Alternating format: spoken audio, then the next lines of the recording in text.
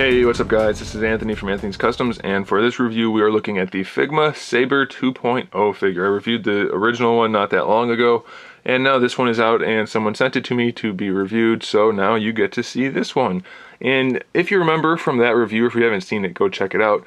I was pretty pleased with the original version. I thought they did a pretty good job. This one addresses some issues that the first one had, and it's got some different stylings, a little bit more accurate, but we'll go through everything. I don't have the other one to compare, unfortunately, but you can, like I said, you can just check back and forth between the videos if you need to. So this one stands roughly about 5.5 inches, pretty close to that, which is equivalent to 14 centimeters, just shy. So pretty standard size. She'll fit in with Archer just fine. And she comes with the standard array of Figma gear. So you're going to get the display stage with the base and the upright with the extension on it. You're going to get the little Ziploc baggie, of course. You're going to get the tree of hands. And I don't have all of the hands on here, and I'll show you the other two in a second. We have just a loose hand, open hand here. We have the hand here for doing the pose where she's got the sword down in front of her, a pointing finger, open hand, and then like a secondary hand just for like holding something, I guess like the sword. Something like that, so that looks pretty good. Then of course we also have our sword holding hands, which are already on there. That's how the guy sent them to me, so I'm going to leave them on there. We have the two fist hands she comes with, of course, and they're all nice and shiny silver. Very, very shiny silver. I like that. We have interchangeable hair. We have the hair, windswept hair, and then the straight hair. We have the yelling face, which is obviously already on her. We have the stern face with some little lines on. I don't know why the camera's contrast has been so weird lately. Hopefully you can see that. We have the little lines there, nice eye paint. And then we have just kind of like a standard blank face, which looks pretty good. And then lastly, I can show you the swords in some more detail now. We have the two swords, which apparently the hands don't hold very tightly unless you wedge them up on there, so I'm going to be careful with that. Very well detailed scabbard for the sword. Very well done. Sculpt, paint, looks awesome. And the sword is just as good. Very, very well done. Really impressive work from Figma on that. So that sword's awesome. Let's look at the other one. Not quite as fancy, but we still have really nice paint work. If we can focus. Really well done. And then this hand fits a little better, but still loose. And then the sword itself, again, a little less fancy, but still really well done. Looks nice. So I'm really happy about that.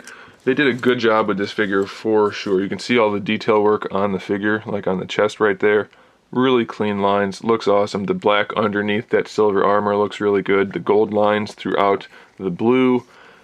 All these little accent details. Everything looks really, really good. I'm not sure if the bow is supposed to be a different color, but it's definitely purplish. Maybe in real or on video you can't quite tell, but in real life the bow has like a purplish color to it, and then everything else is a much more royal blue. Anyway, let's look at the articulation of the figure first. We can rotate that around, so that's handy. I don't know if this is actually movable or just glued in. It looks like it's just glued in. But having that rotatable will help for posing, so that's good. The head articulation, I'm sure it's standard Figma style. Yep, ball peg at the top, ball hinge, and then a peg for the neck. The neck is fixed, no neck movement, but you've got plenty of room to move the head around, so that'll be just fine. The shoulders, this part of the shoulder is just a soft piece that floats over the entire joint.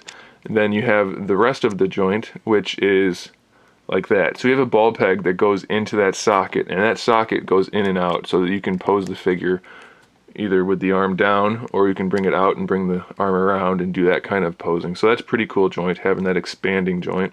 Then we just have our standard ball hinge in there that lets the shoulder move around, and that'll peg down into the bicep for our bicep swivel. So really nice shoulder articulation. It works really well. I like that you can collapse it down to make it look good. And even with it collapsed, you can still get all the posability down. So I do like that a lot. We have our standard Figma hinge for the elbow, which gives us pretty good range of motion. The forearm has a ball peg that connects into the gauntlet. Same on both sides. So you can move the gauntlet around, rotate it around, whatever you need to do.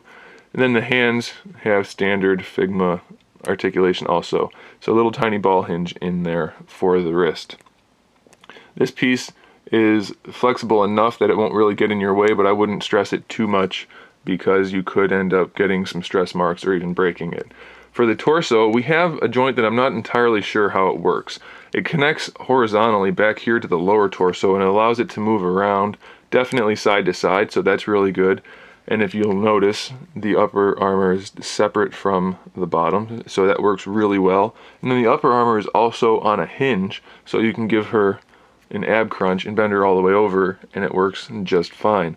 Or you can pull her all the way up and fit the armor together, and that works really well. They really put a lot of effort and attention to detail in this upper torso design, so I appreciate that. The rest of the torso, I believe we just have a ball peg down here in the bottom. So that's good, you get your swivel and more leaning out of all of that. This is all detailed really well and sculpted well. You can see one of the hinges for the skirt, kind of. So let's look at that. We have this kind of ovular piece which has the peg from the hinge going into it, so the skirt is actually connected up at this darker blue rather than at that blue, so that gives us a hinge like that. And then technically you can also bring it out and move it around, but it just doesn't have anywhere to go, so it's really going to be just hinged this way. There's not much room for it to swing around or use that other joint. You basically just get that much play out of it. So it's not bad, but I think it could be better. And then underneath that blue part we have another hinge back here, and that's for this part of the skirt, so those can come out like that. Again, there's not really much practical application for these pieces of skirt. You can rotate them around a little bit and use the hinges, but it's not going to work that well. I think most people are probably going to end up posing her with the skirt mostly closed. The front piece is not hinged at all. It's a softer plastic, but it's going to basically just hang down. And then the back piece has, you can kind of see in there, just another one of those hinges. So you can move it in and out, basically. Which isn't horrible, and if you put these down, it looks just kind of like it's blowing, like she jumped or something. But it's still, for me, it looks a little bit awkward, and I think I would probably just keep everything closed down. For the hips, we have a little bit of a separation that you can do, and it's intentional. You can pull the hips down a little bit. You see that? It's very subtle, just a little bit, but that allows for some better articulation. So we have that. You can see that in there, actually. You can pull that down. You have the floating piece right here, standard ball pegs and sockets for the hips. Then, of course, you can move your thigh around there. Full range of motion, no problem at all. Single jointed knee, but again, it works really well and looks good. So far, they did a really good job. Let's see how the ankles are. We get standard Figma hinge in there, so you're going to get your ankle rocker out of that. Standard hinge. Works pretty well. Feels like it might be separating a little bit in order to work there, but no, I think it works pretty well. And then this piece is, as you could see probably, hopefully it wasn't out of focus the whole time. This piece has a little hinge on it, so that hides the ankle joint really well. I like that a lot. And then we have the toe hinge. So they definitely put their effort into this figure. I'm really happy with how it turned out. Again, I'm going to have to watch this series so that I can talk myself into buying these figures because they look really good. The series must be good based on the figures, and they look really good. So stick around here. I'll put her in some poses at the end so you can see her in action. You can see all the swords and stuff. I definitely recommend it. Without knowing anything about the series, I'm assuming it's a good likeness, but the figure itself is done really well, so I'm really happy with it, and I'm confident in saying you should pick it up if you can. So there it is, guys. Thanks for watching. Make sure you give this video a thumbs up if you liked it, and subscribe to the channel so you can see my upcoming figure reviews, custom figures, and other good stuff. And in the meantime, keep collecting.